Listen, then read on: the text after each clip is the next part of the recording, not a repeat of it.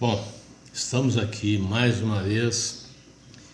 Peço até desculpas se o cenário não é muito agradável, mas fim de ano, tal, arrumações na casa, é complicado a gente manter tudo no lugar. E eu estou fazendo aqui hoje a minha participação num lugar não apropriado, mas eu volto a falar, eu não estou preocupado com o pano de fundo das minhas matérias. Eu quero que você escute as minhas ideias. Aliás, eu quero deixar bem claro, viu, gente? O que tem de assunto que eu tenho largado aqui através dos meus vídeos e que são depois abordados, até mesmo algumas correções feitas pelo governo. Vocês viram que esses dias eu falei do DPVAT e o presidente Bolsonaro acordou, porque, para quem não sabe, não pode extinguir um imposto. Você não pode acabar com o imposto, mas você pode baixá-lo até, por exemplo, 0,1%. Aqui mesmo em Minas Gerais, na época do malandro governador Aécio Neves, um prefeito que se elegeu aqui em Uberaba, que eu prefiro até não citar o nome para não ter ânsia de vômito, eles começaram a iludir o povo, enganando o povo, que iam aumentar a produção na área de piscicultura, que ia ser um desenvolvimento fantástico, que aqui tinha água demais, tinha água sobrando, tinha Rio Grande, tinha isso, tinha aquilo e tal. E colocaram já como chefe lá da Associação dos Piscicultores, um marra-cachorro deles. E aí falaram, mas não vai ficar só nisso, nós vamos nos desenvolver em outras áreas. Parece que em Pernambuco, se não me engano, convidaram uma empresa que já existia lá, de enlatados de pescado, para vir e se instalar aqui. Mas para tanto precisava que o preço da matéria-prima fosse baixado e tal, e foram em conversa com o então governador Aécio, e o imposto, que eu não lembro se era 17% ou 19%, foi baixado para 0,1%. Então, eu quero deixar bem claro, a lei permite que o administrador público baixe o imposto a esse nível de 0,1%. Ele não pode acabar com o imposto, mas ele pode baixar até esse nível, desde que isso não comprometa a administração pública. Ou seja, que a diminuição desse imposto vai causar a falta de pagamento de salário de funcionários, etc. O que não é. Aliás, o imposto aqui, por exemplo, no nosso estado de pescado é uma mixaria. Não dá nem para comprar o gás que é usado lá nas empresas públicas. Mas, de qualquer maneira, eu quero deixar bem claro o seguinte, entende? É possível você baixar qualquer imposto até 0,1%, desde que ele não interfira na administração pública negativamente, e com isso você consegue, muitas das vezes, estimular determinadas áreas a crescerem, trazendo empregabilidade, maior receita e todas as consequências positivas que o fato ocasionaria. E o que aconteceu foi que eu fiz aquela matéria aqui do DPVAT, e é claro que não foi resultado do que eu falei aqui, porque foi 1 ou 2 dias depois, o presidente, na impossibilidade de acabar com o imposto, ele baixou absurdamente, tanto que o DPVAT de moto, que era R$ 84, baixou para R$ 12.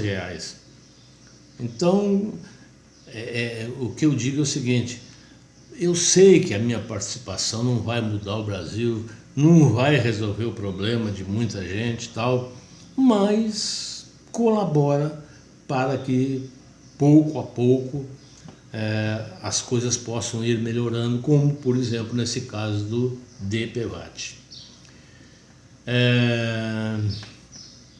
Eu fico satisfeito quando vejo isso, mas tenho idade suficiente para ter discernimento e saber que eu não fui responsável por isso, mas fui um dos que possa, eu não sei dos trabalhos de outros internautas, que possa ter ajudado na resolução dessa equação difícil.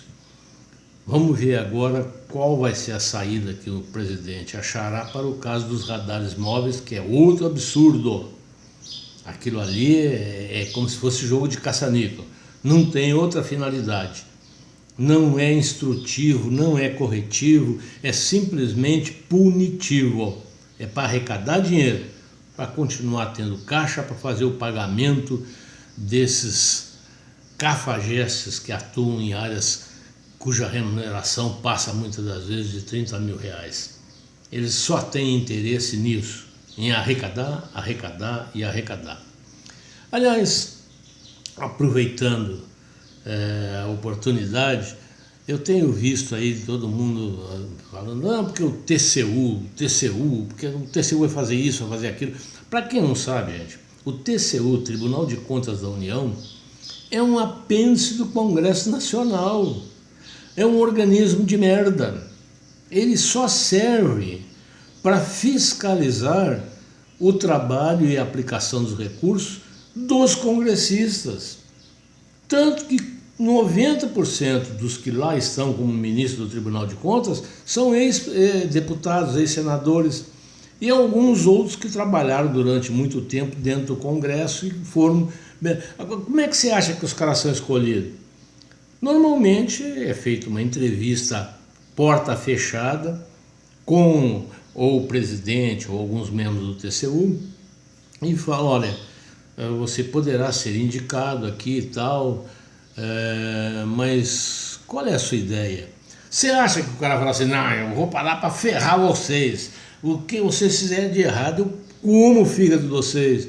Ele não vai se eleger nunca. O cara, nessa entrevista, ele já fala, não, eu vou para lá só para inglês ver, eu não vou ferrar ninguém, pô, vocês são meus amigos, meus companheiros, então eu vou ferrar vocês, vocês vão me colocar lá e eu vou trair vocês. Então, gente, Tribunal de Contas é uma entidade de merda, não serve para nada. Vocês lembram? Eu não lembro se foi naquela refinaria lá do Pernambuco, ou aonde que o Tribunal de Contas achou uma série de irregularidades, e inclusive falou em suspensão das obras. O que o Lula falou? Manda esse povo tomar naquele lugar e tal, toca o barco. Por quê? O Tribunal de Contas da União não tem poder punitivo. A única coisa que o Tribunal de Contas pode fazer é pegar o seu relatório denunciando irregularidades em tal ou qual atividade e enviar ou para o STJ, ou para a promotoria pública, ou para o STF e tal. Essa é a função do Tribunal de Contas da União. Ou seja, é um órgão de aposentadoria privilegiada.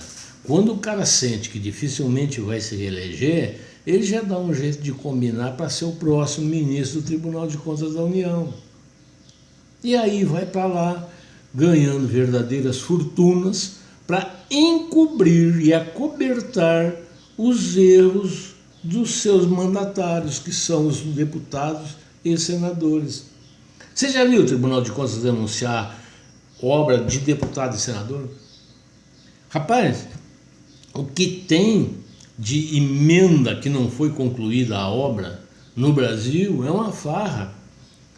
Você gastaria, e isso já foi feito o levantamento, já falei até em outro vídeo, que eu conheci demais, o Dr. Facó, que era funcionário do Senado, e na época ainda tinha um pouquinho de seriedade, acho que foi no governo Itamar, ele fez um levantamento, precisaria para concluir as obras cujo dinheiro foi desviado, não é que não tinha vindo, não é que o dinheiro não apareceu, o dinheiro foi todo ele entregue para as empreiteiras, Mas como tem que dividir no mínimo 30% entre prefeito, deputado e outros mais que participam da elaboração do golpe, as obras nunca foram acabadas. Tem hospitais, você não imagina o número de hospitais prontos que só... Claro, agora tem alguns que já deterioraram, vai ter que fazer pelo menos um reboco novo, alguma coisa assim, uma pintura.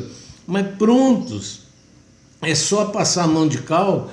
Claro que eu estou exagerando, ninguém vai pintar um hospital com cal, mas é só passar uma mão de tinta e colocar lá os equipamentos e médicos para atender a população.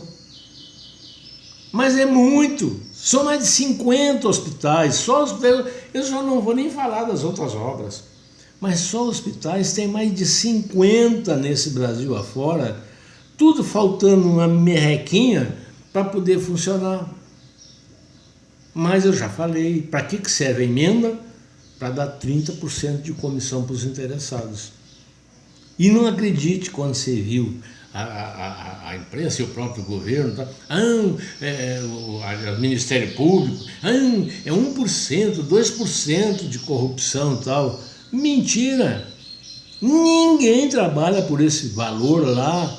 Gente, eu fui chefe de gabinete.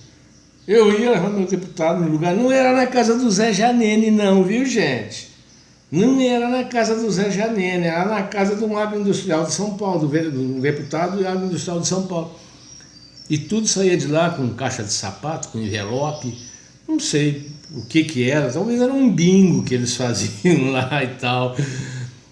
E isso é emenda parlamentar. Ainda tem uns manezinhos que falam assim, não, nós precisamos eleger um deputado aqui da região para ele trazer emenda para nós. Ô, seu mané, se o deputado não traz emenda, ele te rouba. Aliás, eu vou deixar aqui claro que eu vou falar num outro vídeo.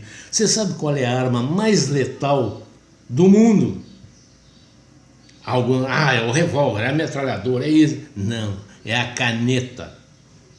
É a caneta. Gente, você não sabe como o poder de uma caneta é grande na hora de matar o cidadão brasileiro.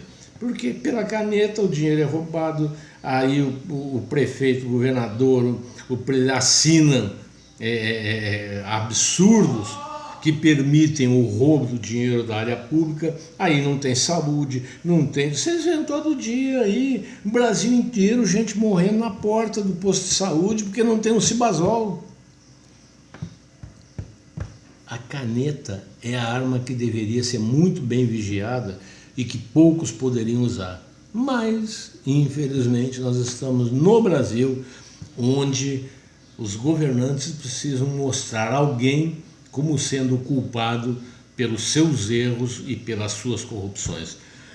Até o próximo vídeo e acompanhe-me, que eu ficarei muito agradecido.